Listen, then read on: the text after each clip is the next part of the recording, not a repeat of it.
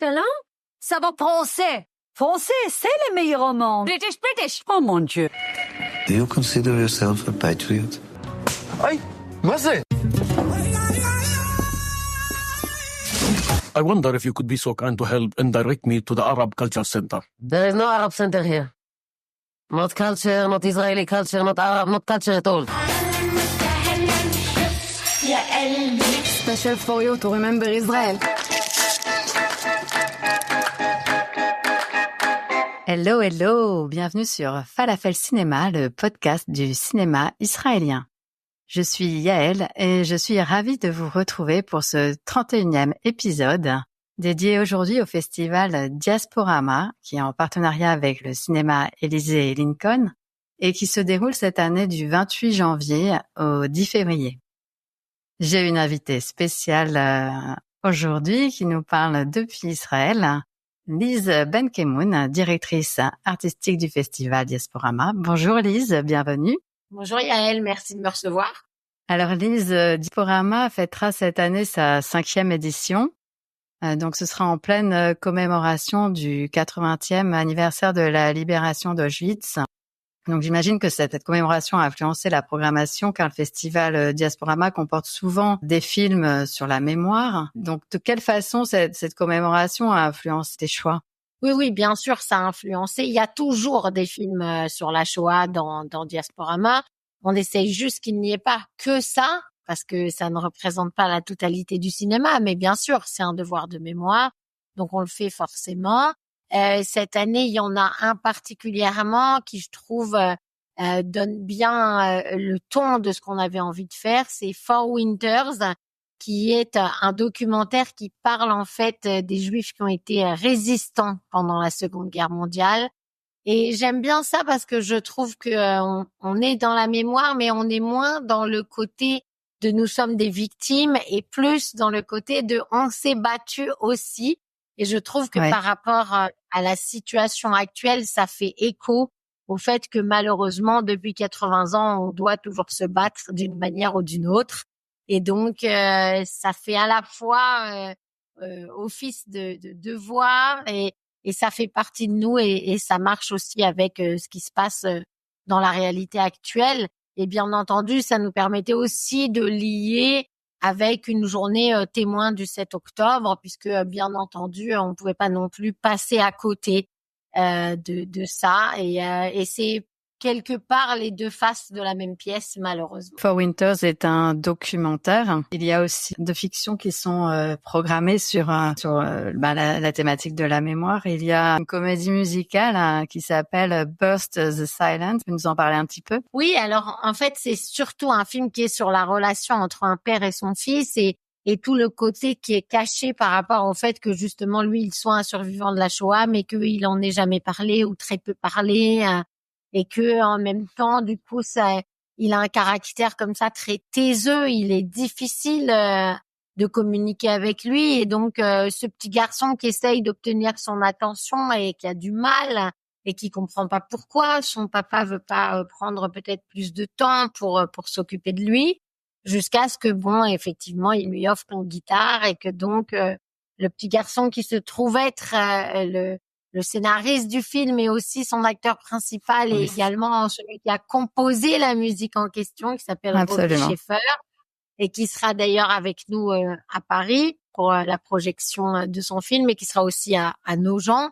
Donc voilà, on est content de le recevoir et c'est vrai que c'était original. Voilà, on a vu déjà beaucoup de films qui traitent ce sujet-là, mais lui, comme il est musicien et compositeur et que la musique, c'est vraiment pour lui le langage universel. Alors, il a traité ce sujet-là de la mémoire et de la difficulté de la transmission également par la musique. Et je pense que ça donne aussi un côté peut-être moins lourd, au film et au fait de traiter ce thème-là, mais de manière qui nous parle aussi émotionnelle, mais en tout cas moins lourde. Alors, si tu veux bien, nous allons écouter un extrait du film Burst the Silence d'Eric D. Schaeffer, dont la musique est composée par son fils, Robbie Schaeffer.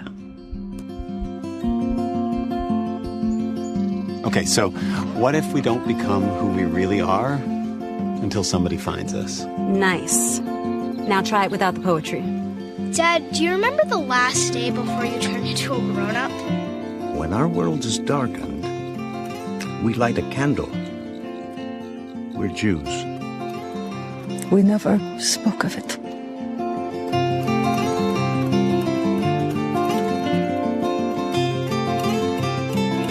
Shh. She's coming. Ooh. Shh. Dad, I'm right over here. Dad, I'm right here. Sometimes you forget. And sometimes you forget because you must.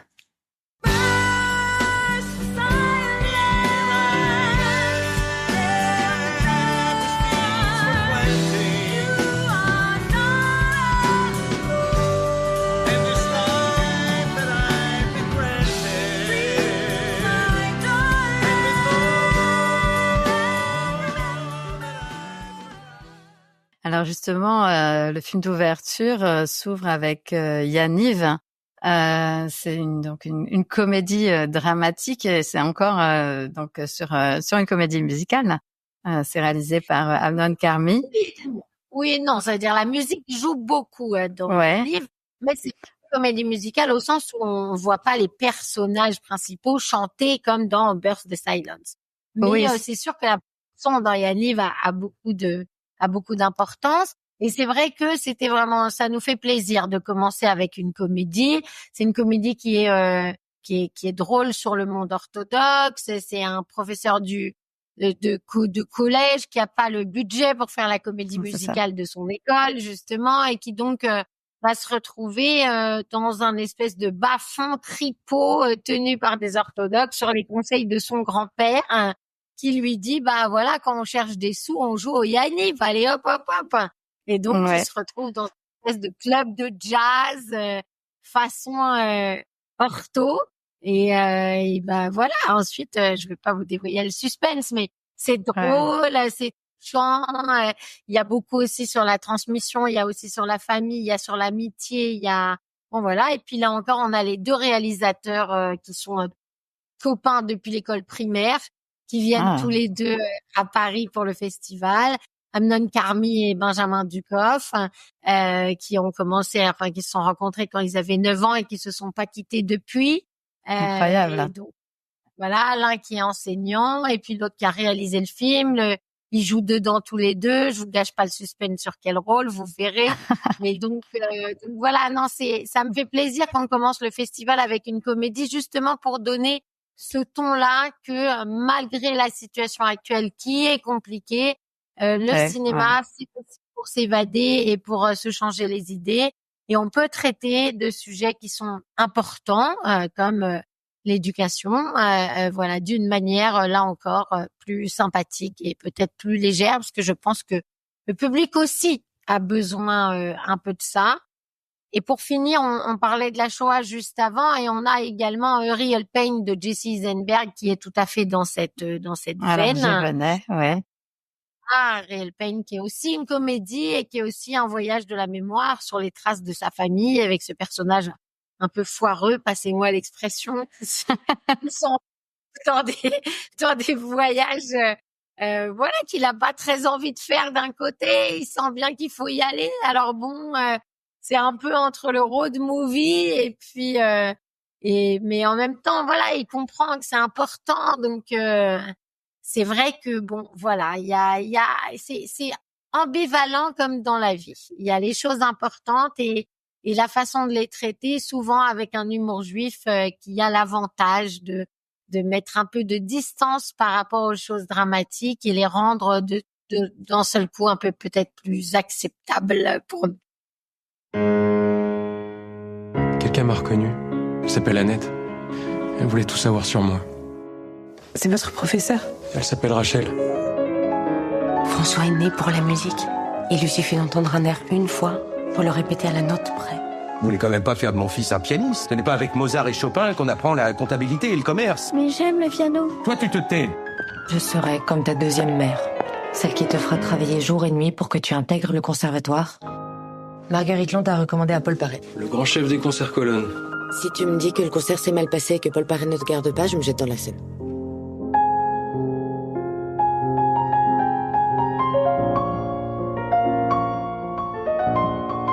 Rachel, je veux pas que tu l'oublies. Tu ne peux pas me comprendre. Elle m'a tout pris. On arrête. Je n'arrive à rien. Il est froid, ce piano. Rachel! Tu peux pas vivre avec cette femme qui a été comme ta mère. On couche pas avec sa mère. Je dois quitter Paris. Quitter Paris? Je crois que la Philharmonie de Berlin cherche un pianiste. Moi, je remplace un juif? Oui. Il se passe des choses graves en Allemagne pour les juifs. Ils arrêtent tous les juifs de Paris. Mais vous avez joué pour Hitler. Nous allons sortir votre Rachel de Drancy. Mais rien n'est gratuit dans ce monde. Quand il y a des conflits, même les artistes ne sont pas épargnés. Mais qu'est-ce qui peut être de nous à part la musique?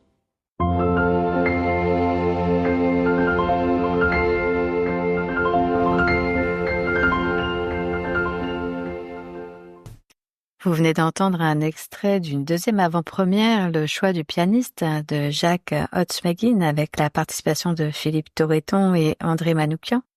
Alors Lise, j'imagine que vous êtes contente de ces deux avant-premières.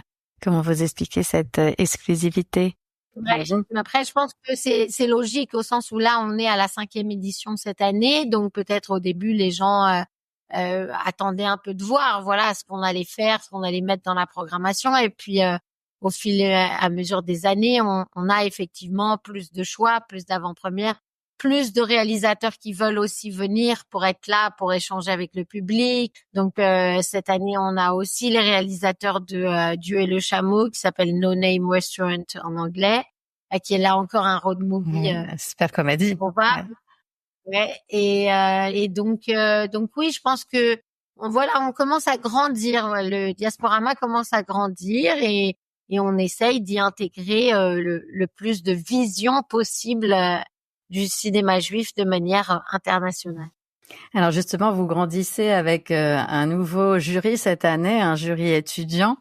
Donc comment s'est fait la mise en place de ce jury et justement en quoi ce regard va être un petit peu différent du regard des professionnels? Je pense que c'est sympathique de donner la parole à la jeunesse. C'est vrai que l'UEJF a inauguré depuis quelques années cette section art, dans laquelle avant il y avait finalement peut-être autant d'étudiants, mais il n'y avait pas une section art de l'UEJF qui existait, de l'Union des étudiants de France. Et donc les élèves qui sont dans cette section art, souvent le cinéma c'est une de leurs passions, soit qu'ils l'étudient, soit qu'ils étudient autre chose, mais que voilà ils ont envie en tout cas peut-être d'en faire partie. Et donc on a ces étudiants qui forment un nouveau jury, donc Salomé, Ariakina qui est vice-présidente de la section art et qui est en master de production cinématographique, donc on comprend que ça la passionne. Léa qui est en architecture, Esther qui joue du piano, Nathan qui est passionné par le cinéma yiddish. Voilà, donc c'est des jeunes et je pense que ils vont avoir sans doute un autre regard sur les films qu'on présente par rapport à la fois au jury des documentaires et au jury des fictions. Et je trouve ça chouette qu'ils soient intégrés pour cette année et on va continuer, je pense, sur cette veine-là, oui. Ah, c'est une très belle initiative. Justement, tu parlais d'un étudiant qui était passionné de cinéma yiddish. Il y a un film patrimonial de nouveau cette année qui s'appelle Surrender d'Edward Sloman. Tu veux nous en parler un petit peu? Alors, il y a toujours un film patrimonial. Ça, quoi qu'il arrive. Et c'est vrai que je vais dire que sur ce coup, c'est le seul que je ne choisis pas moi-même. C'est Serge Brandberg qui souvent voit ça avec Fabienne Cohen-Salmon. Et c'est vrai que c'est très important pour nous. L'année dernière, on a eu beaucoup de succès avec le D-Book, nouvelle version. Et donc là, on espère qu'il y aura aussi beaucoup de gens qui auront envie de redécouvrir comme ça Surrender. Et puis c'est vrai que il faut toujours quand même. C'est un film muet. C'est adapté d'une nouvelle de Maupassant. Et Serge sera là pour accompagner ce film-là, le présenter. C'est une nouvelle copie aussi. Voilà, donc un film des années 40, ça remonte quand même à loin. Enfin non, un film des années 30 détruit dans les années 40 et voilà, et retrouvé depuis. Donc voilà, et oui, toujours un film patrimonial chaque année. C'est dans la feuille de route du festival. Alors justement, en parlant de feuille de route du festival, il y a aussi des films internationaux. Il y a notamment un documentaire sur la danse qui s'appelle Call Me Dancer de Pip Gilmour et Leslie Champagne. Alors comment tu as trouvé ce documentaire et voilà, pourquoi tu l'as choisi? Alors en fait, il a commencé à avoir un petit peu de succès sur les festivals américains. Donc évidemment, moi, quand on termine le festival d'une année, dès le lendemain, je commence à regarder un peu ce qui se passe. D'abord chez les Américains en début d'année, et puis au fur et à mesure Cannes, et puis les festivals, et l'Europe, Venise, et ensuite on voit ce qui sort. Mais du coup, Call Me Dancer, je trouvais que c'était vraiment original en fait, parce que c'est ce danseur israélien qui devient mentor pour des danseurs hindous qui rencontrent donc à Mumbai, qui sont pauvres, mais vraiment pauvres, quoi, comme on peut l'être en Inde. Et donc quand le garçon dit qu'il veut devenir danseur, c'est vraiment la panique dans sa famille, parce qu'on a économisé toute la vie pour lui payer ses études. Et puis il veut tout d'un coup se lancer dans ce métier qui semble totalement incongru et pas réalisable. Et puis grâce justement à cette rencontre qu'il va faire avec Yehuda, qui est un danseur israélien qui lui n'a pas de frontières, qui n'a pas de peur, qui a de la chutzpah israélienne, il va le former et puis il va lui faire vivre une grande carrière. Et puis il y en a un deuxième qu'on voit un petit peu moins dans le film, mais tout de même, qui va aussi mener au Royal Ballet à Londres. Et donc on voit à quel point il y a comme ça quelque chose de vraiment important dans les rencontres qu'on peut faire dans la vie, des gens qui vous font confiance au moment où vous en avez besoin. Et j'aime bien ce thème en fait, finalement, de très optimiste, de tout est possible, pourvu que vous rencontriez les bonnes personnes et que vous sachiez ce que vous voulez, que vous soyez prêt à faire éventuellement les sacrifices qu'il faut. C'est quand même un documentaire qui a mis 5 ans à être tourné, donc puisqu'il a été tourné en temps réel entre guillemets, voilà. Donc on les voit au début et puis la carrière n'avance pas, et puis c'est le Covid et puis ça continue depuis de pas avancer. Puis bon, voilà, je vous gâche pas le suspense de la fin, mais le fait est que voilà, ça prend 5 ans ce truc-là, parce que dans la vie, les choses importantes, souvent, ça prend du temps. Oui, c'est vrai, ça prend beaucoup de temps. Et en parlant d'événements, alors on va revenir sur des sujets un peu plus difficiles.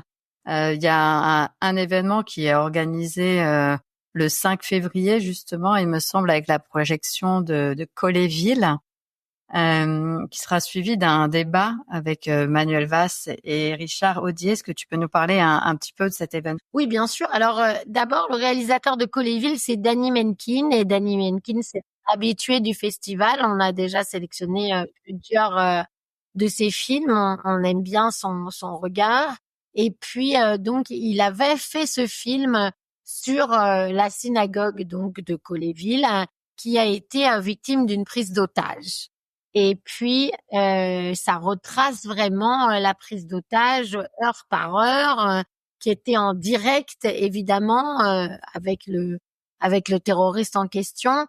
Et puis nous, on trouvait que, bien entendu, que cette prise d'otage qui a eu lieu aux États-Unis, elle faisait écho à la prise d'otage de l'hypercachère, puisque cette année, on est sur les 10 ans de cachère, et que on avait envie de lier ces choses-là. Elles datent de 2022, et donc malheureusement, c'est un peu ce que je vous disais tout à l'heure, c'est que sincèrement, de 2015 à 2022, même si on est à l'autre bout du monde et 7 ans après, c'est la même chose, et c'est toujours le même problème, et c'est le même antisémitisme, et c'est le même vœu de faire du mal et de le faire en direct autant que possible pour choquer le plus de gens.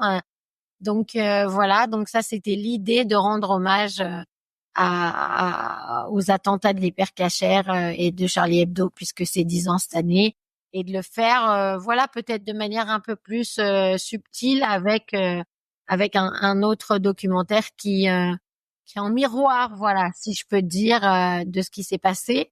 Et j'espère effectivement que Manuel Valls, qui m'avait dit oui, bien sûr, pour cette soirée avant d'être ministre, va bien pouvoir venir.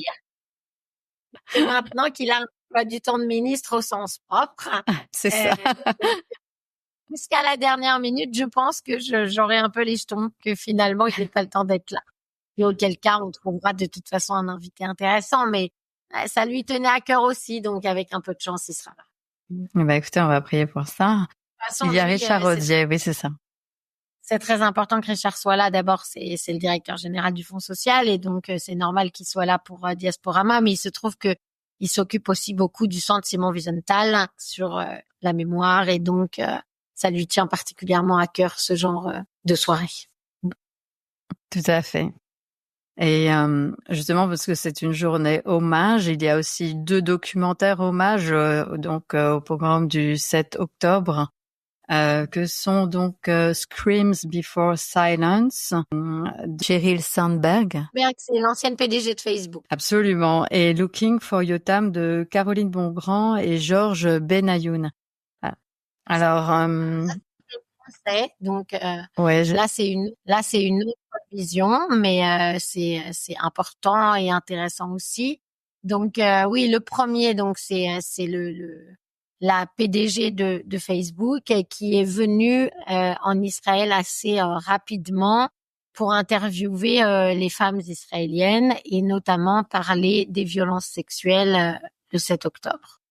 Et parce que c'était quelque chose qui lui tenait à cœur, parce qu'elle est américaine, parce que c'est une femme, parce qu'elle a vu que finalement c'était un thème qui était occulté volontairement par beaucoup de gens.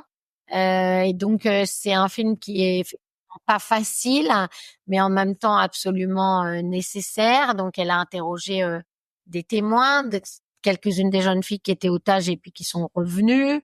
Les gens qu'on appelle les primo-intervenants et qui sont arrivés sur place et qui travaillent à Zaka, au service de secours, au Magen David Adom, et qui ont vu un peu toutes les atrocités sur place. Et puis, Looking for Yotam, donc c'est vrai que là, c'est un autre regard, mais sur quelque chose d'assez tragique aussi. Yotam Chaim, c'est donc un des otages qui, par erreur, a été tué par Tsahal alors qu'ils essayaient de s'échapper avec 2 autres otages qui étaient avec lui. Et donc, c'est tout ce dialogue avec la famille de Yotam. La mère de Yotam, elle est extrêmement célèbre en Israël pour son calme. Elle a tout de suite pris la parole pour dire qu'elle n'en voulait pas aux soldats de Tsahal, qu'elle comprend que la situation était très compliquée, qu'ils ne pouvaient pas savoir si c'était vraiment des otages ou si c'était des terroristes qui essayaient de leur tendre un piège, que dans ce genre de réaction où il faut faire dans quelques secondes, c'est très difficile. Hein. Et puis, évidemment, son vœu, et elle a participé largement au documentaire avec Caroline et Georges Benayoun, c'est vraiment rendre hommage à Yotam. C'est dire qui il était, puisqu'il était musicien, il avait un groupe avec des amis, et c'est montré, voilà, peut-être comme souvent quand quelqu'un disparaît, on a envie de faire partager ça ou ses passions aux gens qui veulent lui rendre hommage, parce que comme ça peut peut-être aussi toucher d'autres gens et ne. Là encore, c'est vrai que c'est difficile parce que cette question des otages, elle est pas résolue à l'heure où on se parle, et qu'on espère vraiment qu'elle sera résolue d'ici que le festival ait lieu, mais que personne n'en sait rien, et ça c'est très difficile, je pense, à la fois pour tous les Israéliens et pour tous les Juifs du monde entier, et j'aurais espéré que ça soit très difficile pour tous les démocrates, à vrai dire.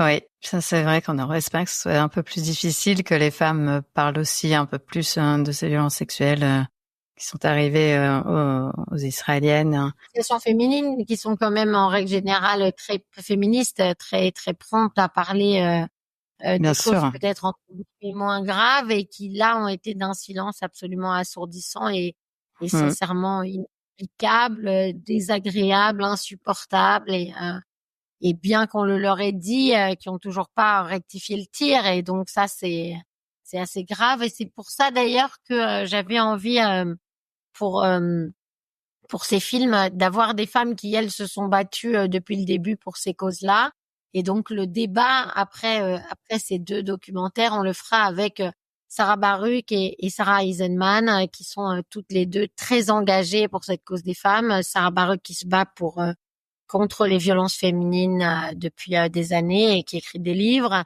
et Sarah Eisenman qui a créé le collectif Nous Vivrons et qui a beaucoup parlé aussi de ce sujet. Oui, le collectif Nous Vivrons qu'on suit beaucoup sur les réseaux et qui est en effet très actif. Ouais. Ce que l'on peut dire au moins, c'est qu'avec votre festival, puisque on peut voir les films en ligne et vous êtes présent dans 18 villes en France cette année. Donc je dirais que le festival grandit. Ça peut avoir du coup un écho auprès d'un public plus large.